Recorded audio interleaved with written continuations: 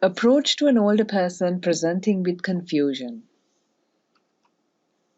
At the end of this session, you will be able to describe how to approach an elderly person with confusion in primary care, differentiate between delirium and dementia, identify risk factors for delirium, investigate and manage delirium in primary care, explain how to prevent delirium in elderly persons. Confusion is a common presentation among geriatric population. This module will explain to you how you should approach an older person presenting with confusion. In general terms, confusion refers to a mental state in which a person is bewildered, perplexed, or unable to orient herself or himself.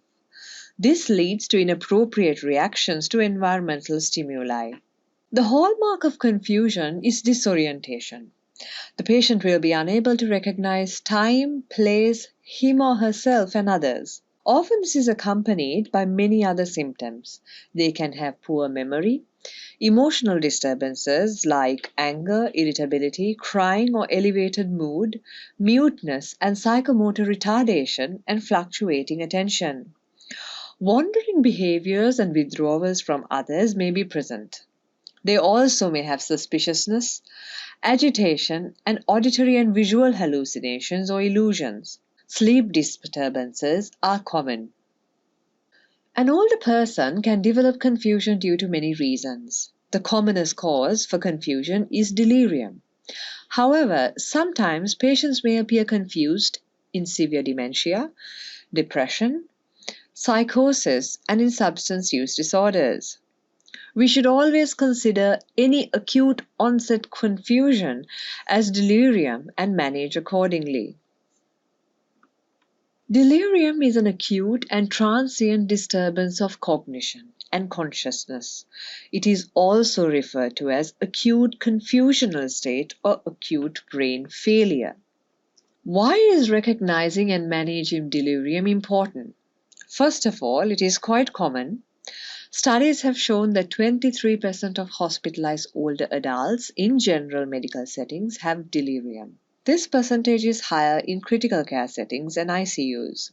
Delirium remarkably increases mortality even many years later. And also, having delirium prolongs the duration of hospitalization.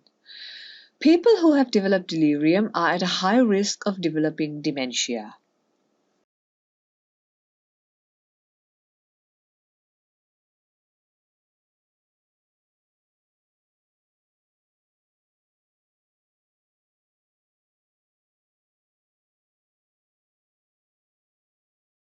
Sometimes differentiating delirium from severe dementia may be difficult, but there are some clear differences. The onset of delirium is usually abrupt, with a precise onset, whereas dementia is of gradual onset. Delirium is acute and transient and usually settles within days to weeks, but dementia is a chronic progressive condition. Delirium is reversible and dementia is often not. In delirium, disorientation is usually present from the beginning, but in dementia, orientation is generally preserved till the late stages. The course of delirium is typically fluctuating. Prominent physiological changes are seen in delirium, which are less apparent in dementia. Typically in delirium, the consciousness of the patient is clouded or muddled. But in dementia, patient retains clear consciousness until the very late stages. This summarizes the main symptoms and signs of delirium. Global cognitive impairment is the main feature with impairment of memory, orientation, abstract thinking, and comprehension together with perceptual disturbances. At the same time, there is impairment of consciousness and attention. Patients will have different psychomotor disturbances depending on the phenotype of delirium, which will be discussed later. They also will have emotional disturbances where they can be irritable, anxious, fearful, or perplexed. Disturbance of sleep-wake cycle is seen in almost all cases. Delirium can either be hyperactive or hypoactive. In hyperactive delirium, patients have increased psychomotor activity with agitation, aggression, and disruptive behavior. They may also have delusions, hallucination, and labile mood. Hyperactive delirium is often easy to recognize. In contrast, in hypoactive delirium, patients have reduced psychomotor activity. They are less alert and withdrawn and will not communicate much. They are apathetic and lethargic. This type of delirium is frequently missed and hence we need to be more vigilant. Diagnosis of delirium is clinical. The Confusion Assessment Method, or the CAM, is a reliable and user-friendly tool to identify delirium. You can access the tool by clicking on the link. The video demonstrates how CAM or CAM is administered to a patient. Who can develop delirium? There are many risk factors. Having dementia, having a past episode of delirium, and old age are the main risk factors for delirium. People who have visual or hearing impairment, cerebrovascular disease, alcohol misuse, multiple medical illnesses, and those who are on medications have a high chance of getting delirium. Frailty, malnutrition, low activity level, and poor functional state puts a person at a much high risk of delirium. Delirium is life-threatening and it should be treated urgently and promptly. The most step in management of delirium is identifying and correcting the underlying cause. There are numerous causes for delirium. Physiological causes like infections, hypoxia, electrolyte disturbances, organ failures, and other metabolic causes are the common reasons for delirium. Any neurological disease, many medications, and withdrawal of certain psychoactive substances can also lead to this condition.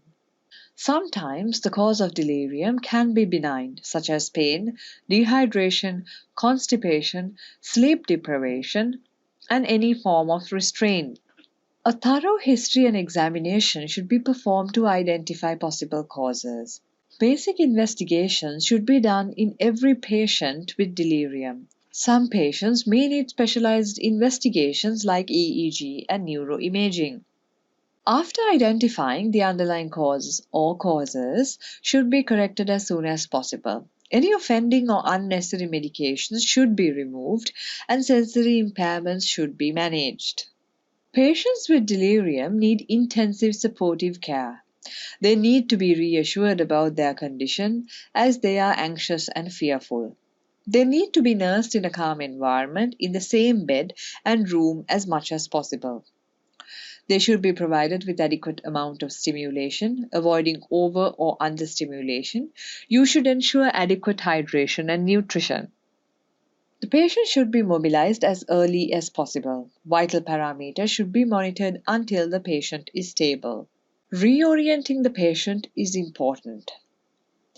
Patient needs to be oriented over and over again about the time, place, and person.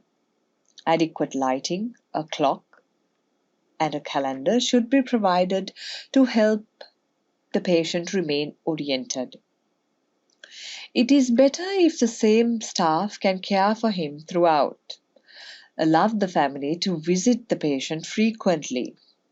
Do not forget to educate and reassure the family members who may be very anxious and distressed. If the patient is having significant behavioral disturbances which do not settle with above measures or posing high risk to the safety of the patient or others, pharmacological options can be considered. Haloperidol, risperidone, quetiapine, and olanzapine have been used safely in patients with delirium.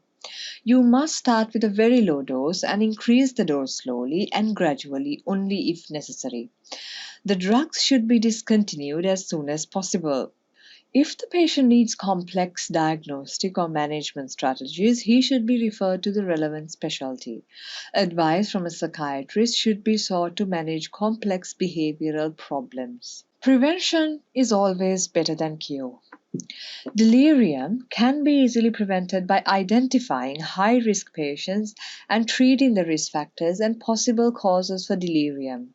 These include maintaining hydration and nutrition, promptly treating any infections and electrolyte imbalances, recognizing and treating pain, managing sensory impairment, using orientation, signage, etc. for patients with dementia, ensuring good sleep, early mobilization, and physiotherapy.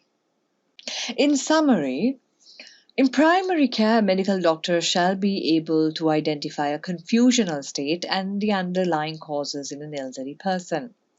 Delirium and dementia may be difficult to differentiate, and therefore attention should be given to avoid mistaken diagnosis. As some patients with confusion may require specialist attention, such patients should be referred early for specialist care.